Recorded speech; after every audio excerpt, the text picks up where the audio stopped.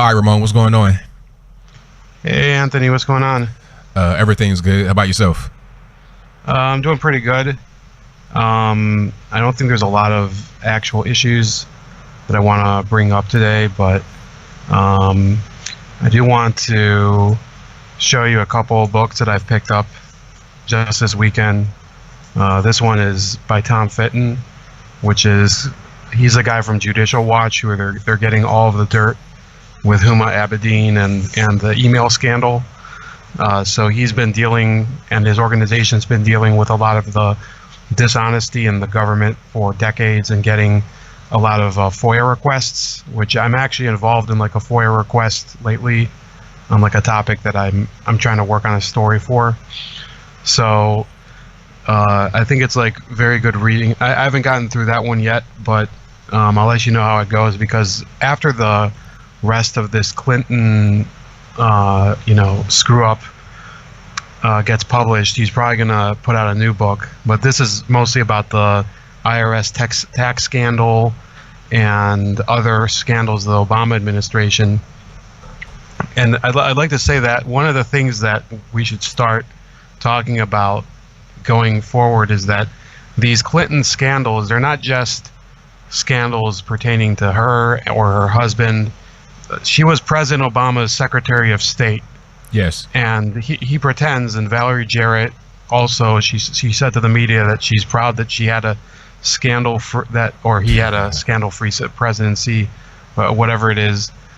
That's simply not true. President Obama he owes everything that he accomplished for himself to the white liberal establishment that funded him and brought him to power and basically used him as their poodle. And we shouldn't let him go, and there should always be this connection, even though we all know that him and Hillary hated each other.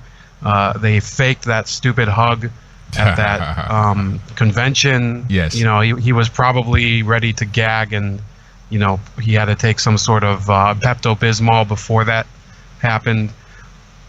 We all know that they were dirty together. They were basically like reluctant business partners. So the other book I'm reading right now is Secrets of the Secret Service. I picked it up last week. It's trending on Amazon, and I actually have something major that I'm gonna release on my channel regarding that, hopefully. And when it's done, I'll send it to you, and hopefully there's something I want to have you participate in if you want, but we'll talk about that once the first step is done, so I'm not going to talk about it more. But what this guy describes is a Secret Service that's basically on the verge of collapse, and he was a Secret Service Uniform Division officer back in the 90s. I actually read one of his previous books called Crisis of Character, which I have behind me, where he details exactly how he was forced to testify in the Kenneth Starr hearings because of the Monica Lewinsky scandal and related issues. And this book, it should be concerning today, because it's all fun and games talking about how the Clintons screwed up and the Secret Service was forced into these compromising positions, but it was permanent damage that was caused to them. And in fact, he says that the service is under so much pressure, and the morale is dead last among 350 agencies in the federal government. So those are the people that are protecting not just Donald Trump, not just Mike Pence or the leading members of Congress like Steve Scalise. They're also hunting down counterfeiters, and I haven't gotten to that point, but he's come up with a proposal that he's coined very trendily, how to make the Secret Service great again. But you do have to think about, if we have the FBI, I think you'd agree, is in a point of crisis, and it's because of the past 30 years. Well, George H.W. Bush wasn't awful with the FBI and Secret Service, but President Clinton was pretty bad. President Bush didn't fix anything, and he passed the Patriot Act, which just created more agencies like this. And President Obama has copied a lot of the Clintons' playbook.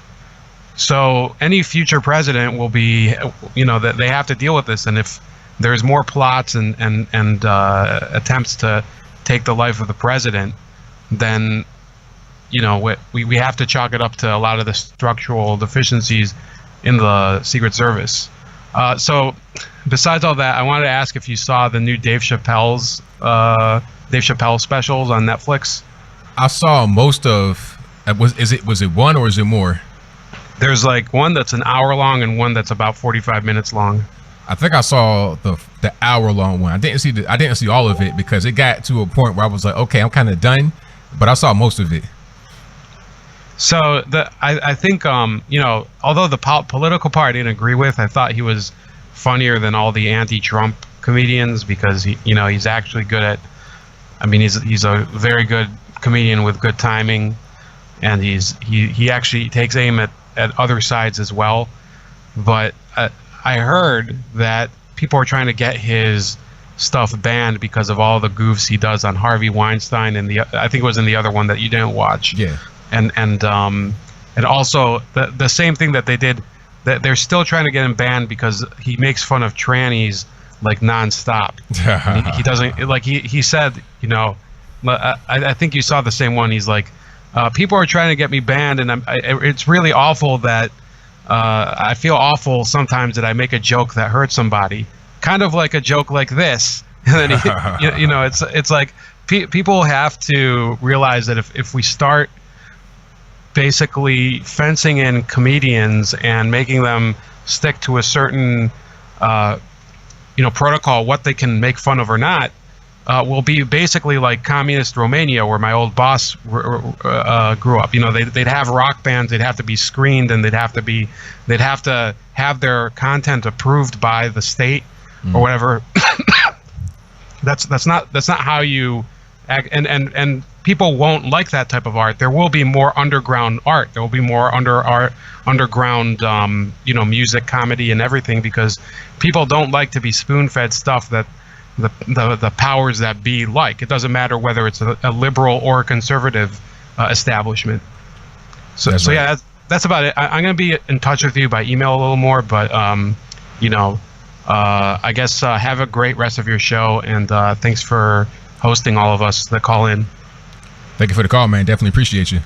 All right, have a good night. Same to you.